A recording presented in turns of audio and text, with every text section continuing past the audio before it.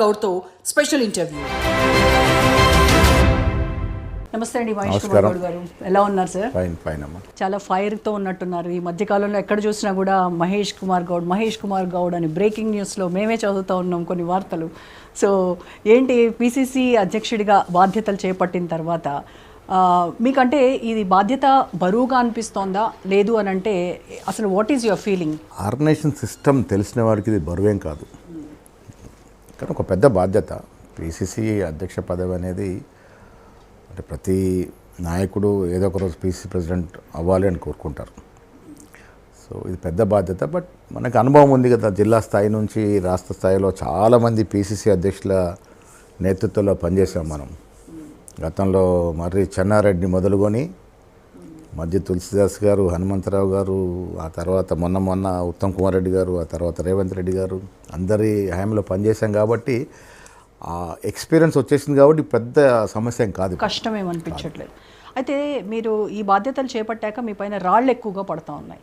So వాటిని ఎలా స్వీకరిస్తున్నారు? Naturally any politician మనం ఎంత చలాగ్గా ఉరుకుడుగా ఉంటే అన్ని రాళ్ళు ఎక్కువ పడతాయి.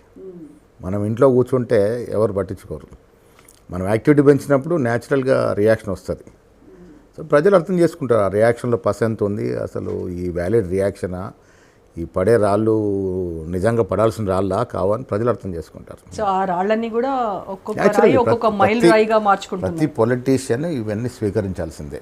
కొన్ని సందర్భాల్లో మనం తప్పిదాలు చేస్తాం, తప్పిదం చేసినప్పుడు విమర్శ వస్తుంది. సో అది నా బాధ అనిపించదు. ఏమీ లేకుండా విమర్శలు వచ్చినప్పుడు కొంత బాధ అనిపిస్తుంది. బట్ అన్నీ రొటీన్గా తీసుకోవాల్సిందే, not only me, any politician. So 30 నెలల కాంగ్రెస్ పాలన అంటే ప్రతిరోజు ఎక్కడో ఒక చోట నేతలపైన విమర్శలు, ప్రభుత్వ పాలన పైన ఆరోపణలు, ఈ రకంగా 30 నెలలు గడిచాయి.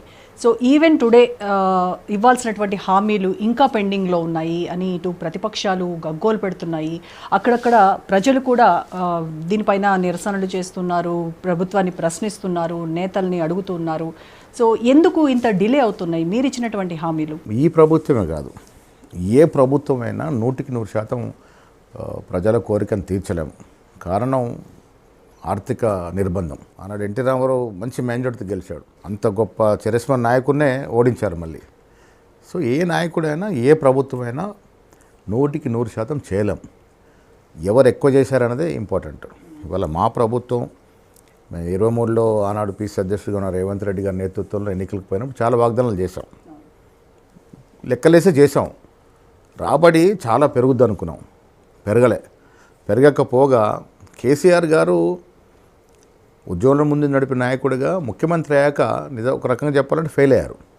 కారణం ఏంటంటే ముబ్బడిగా అప్పులు తెచ్చేశారు. మనకు ఒక లిమిట్ ఉంటుంది, ఎఫ్ఆర్బిఎం లిమిట్. ఆ లిమిట్ని అధిగమించి ప్రభుత్వ పరంగా కాకుండా సొసైటీల పరంగా కార్పొరేషన్లు పెట్టి, కాళేశ్వరం కూడా ఒక కార్పొరేషన్ పెట్టి దాన్ని సపరేట్గా స్టేట్ గవర్నమెంట్ పూచీకత్తిచ్చి లోన్లు తెచ్చారు. అవి తడిసిడి మోపడైనాయి. ఇలా దాదాపు 7.5 నుంచి 8 లక్షల కోట్లు ఈ చిన్న రాష్ట్రానికంటే చాలా పెద్ద బరువు అది. దాన్ని అధిగమించాలంటే చాలా తీవ్రంగా బోధపడాల్సి వస్తుంది. నెల తిరగకుండానే మనకు 6,500 వేల కోట్ల వడ్డీ అసలు కట్టాలి. ఒక 6,500 వేల కోట్ల జీతపత్యాలు ఉంటాయి, అటెండర్ మొదలుగున్న ఐఏఎస్ల వరకు. మిగిలిన 6,000 కోట్ల ప్రభుత్వం నడపాలి. ఇచ్చిన వాగ్దానాలు చాలా బరువైనవి, ప్రజల అవసరాలు అవి, ప్రజలు కోరుకుంటే. హామీలు ఇచ్చే ముందు మరి కాంగ్రెస్ ప్రభుత్వానికి రాబడి పెరుగుద్ది అనుకున్నాం. ఎందువల్లనో కొంత మన దగ్గర కాదు, సంపద సృష్టించలేకపోయింది కాంగ్రెస్ ప్రభుత్వం. ప్రతి రాష్ట్రంలో ఉంది, మనం ఊహించిన మేరకు పెరగలేదు. ఈ అప్పులు కడతా ఉన్నాం. అయినప్పటికీ మనం ఇచ్చినటువంటి మెజారిటీ అంశాలు, వాగ్దానాలు 6 గ్యారెంటీలు మెజారిటీ అంశాలు ఇస్తూ ఉన్నాం. ఇలా మొదటి రోజునే ముఖ్యమంత్రి గారు ఉచితంగా మహిళలకి బస్సు ప్రయాణం ఇచ్చారు. ఇది యావత్ దేశంలో 2 రాష్ట్రాలు ఉంది, కర్ణాటక మంది. ఇది ఒక గొప్ప వరం. ఒక మహిళ ఎవరి మీద ఆధారపడకుండా ఎక్కడికన్నా ఫ్రీగా తిరిగేటట్టు అవకాశం ఇచ్చాము. ఇవాళ సన్నబియ్యం ఇస్తూ ఉన్నాం. ఏ రాష్ట్రంలో లేదు, అన్ని రాష్ట్రాలు మన వైపు చూస్తూ ఉన్నాయి.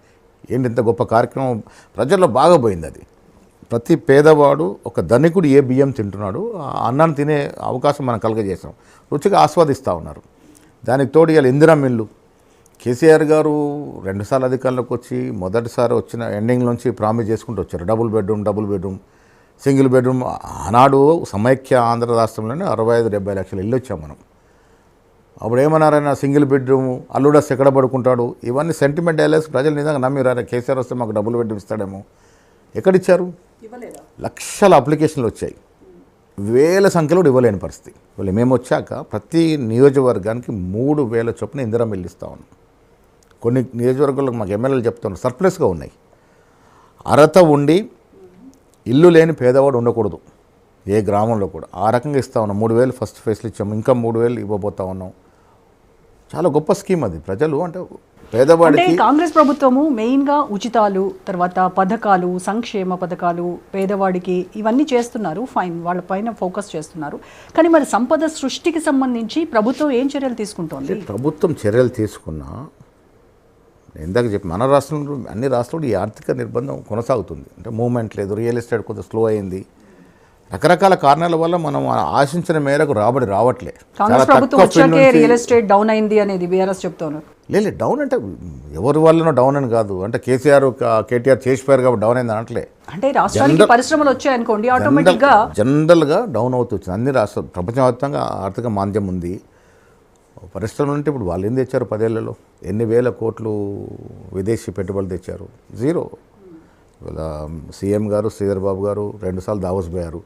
1,78,000 కోట్ల పెట్టుబడుల యొక్క